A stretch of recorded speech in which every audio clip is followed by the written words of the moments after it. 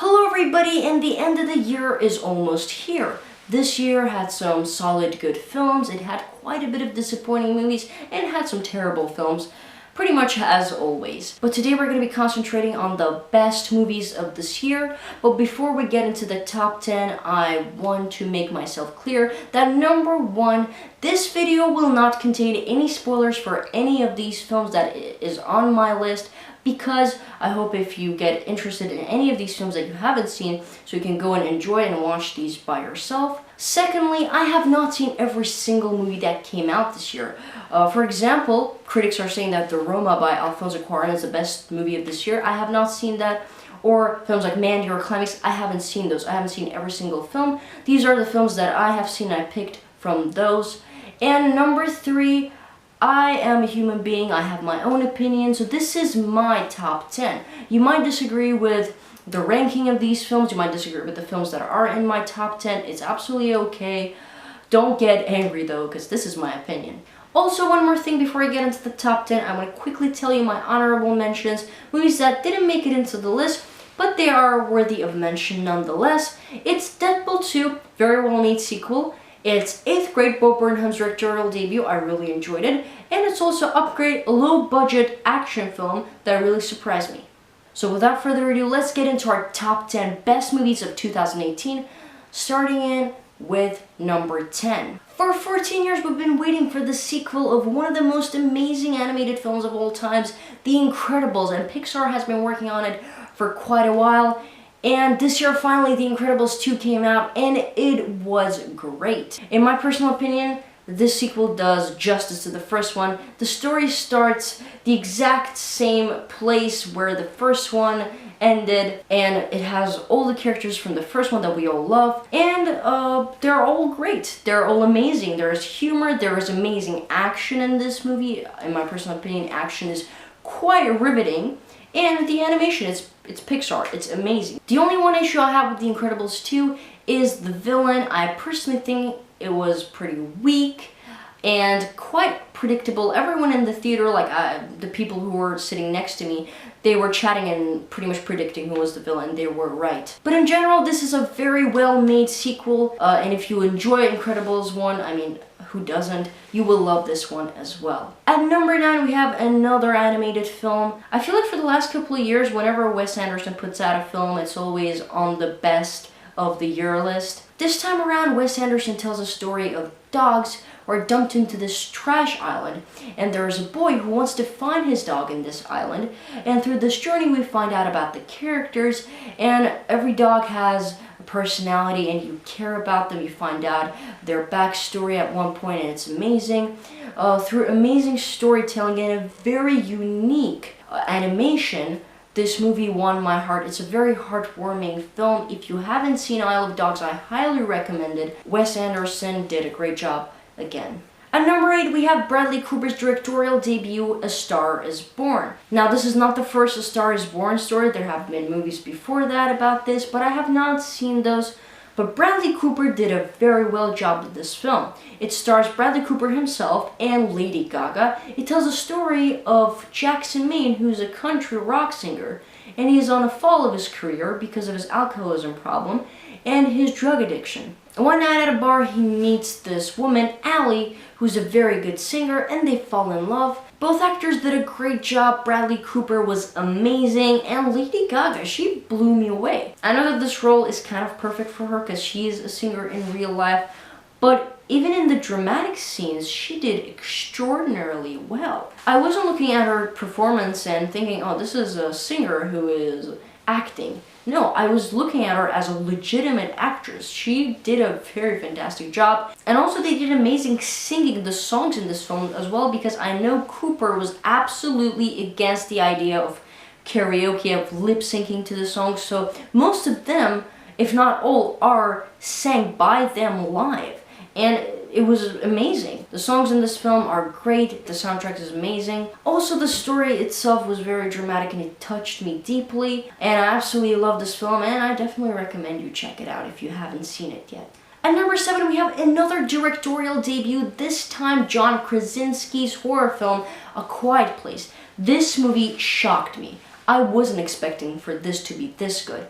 It stars Emily Blunt and John Krasinski. It tells a story of a future where there are monsters who can spot you if you make a noise. So everyone in this world have to be very quiet. It sounds pretty simple, right? But Krasinski did a fantastic job directing this film. It really is an extremely suspenseful film. It's one of those movies that make you be on the edge of your seat constantly, make you sweat and fear, oh my god, what's gonna happen? What's gonna happen to these characters? And it's amazing feeling that you rarely get with movies nowadays, unfortunately.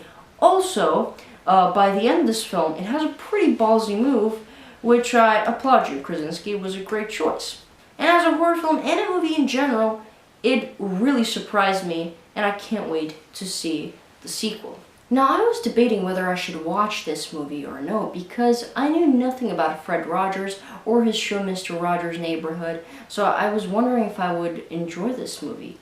And I did. This documentary dives into the life of Fred Rogers, mostly his career in Mr. Rogers' Neighborhood, and it shows what Fred Rogers valued the most, what he wanted to give to children through his show. He didn't just want to make another slapstick dumb comedy show for the kids. He actually wanted to deliver a message with each episode of the show. He wanted to let the kids know that every one of them are special.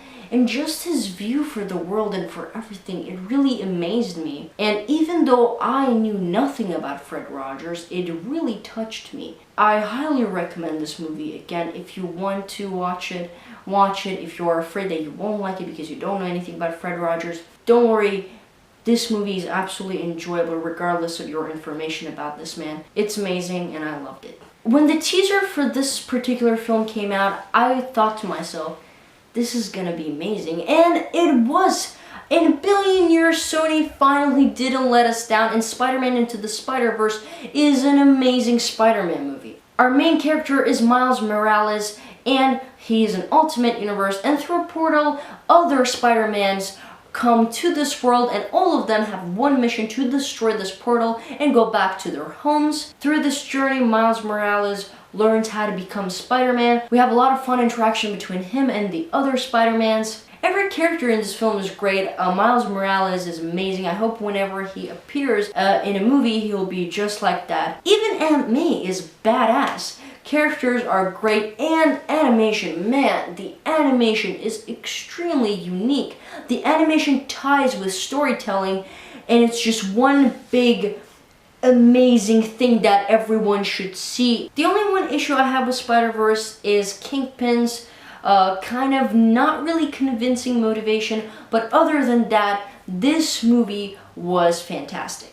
At number 4, we have another directorial debut, this time Anis Gigantes's Searching. It stars John Cho, and it tells a story of a father who wants to find his lost daughter. That's all I want to say about this film, because again, I don't want to spoil anything. I want you to go and enjoy this movie. This whole entire film is shown through a laptop, and that might make you think and stop like, oh, I don't know, I might not enjoy that. I thought that too, but this movie is great regardless. That aspect actually makes it even better. I mean, I recommend this movie to one of my friends, and when I told them about this laptop aspect, she was like, I don't know, but she watched it and was like, oh my god, it was amazing. So don't let that aspect not let you watch this film, because it's amazing. It's another thrilling, suspenseful movie. It is a thriller, by the way.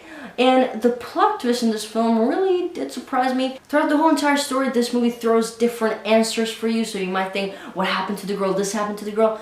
But the plot twist is great at the end. I loved it. There's another movie this year that I didn't expect that I will love this much, but I did, and I recommend you to check it out. We're coming close to the end.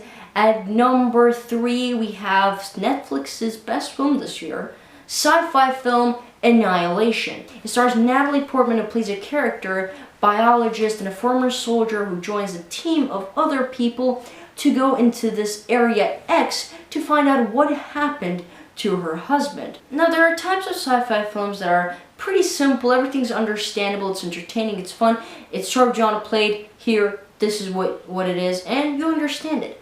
But then there are sci-fi films like Annihilation that make you think, that when the movie is over, you're not like, oh, okay, it was good, bye. It makes you sit there and like ponder, what did I watch? What was the meaning of this? In a good way. In a good way. I think that these types of movies that make you think, make you use your brain, are one of those special ones. This is one of those movies that you can gather around with your friends and watch and discuss through the whole entire night what happened there, what was at the ending, what is the whole entire meaning of this, and I personally value this a lot. Other than that, it has some interesting monsters and creatures in this film that are entertaining. The cinematography is very colorful and vibrant. The style of this film, everything is amazing. Netflix really surprised me. Check Annihilation out if you love sci-fi. Mission Impossible is one of my favorite movie franchises of all times. For the last couple of years, last 3 movies have been absolutely amazing. Mission Impossible Fallout has all the characters from the previous ones that we all love. Tom Cruise again steals our hearts with his amazing charisma and the action. I mean, action in this movie. It's an action film. Action, amazing. The helicopter scene, man. Just that scene, I can watch it forever. Now, villains in Mission Impossible movies are not always good, but this one I really enjoyed. I thought that the plot twist around the villain was also pretty well made. I mean, what else can I say about this film? Only thing that I can do is just praise it endlessly. At number 1, we have the movie that people still talk about to this day, Avengers Infinity War. Now, hold on there. I know that this is not your Oscar-worthy typical masterpiece, but don't lie to yourself that you didn't enjoy this film. Everybody did. I mean, at the end of this film, people were crying. And in my theater, literally, the girl next to me, she was just screaming, crying, and shaking. I literally wanted to comfort her. She looked so sad, even though we know that most of the characters who died in this one will come back. But this movie, it's just amazing. MCU has been building up to this one gigantic epic film. We've been having these solo films and Avengers to have all of these characters in this one big movie fight against Thanos, played brilliantly by Josh Brolin. Thanos is the best MCU villain. Motivation and the fear that he makes you feel. Thanos is great. This movie is great. You loved it. I loved it. All of us did.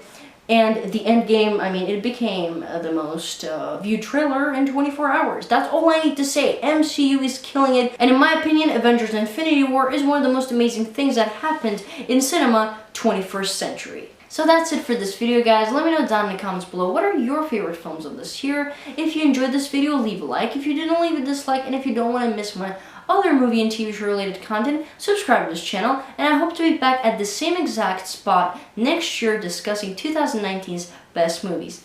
Bye.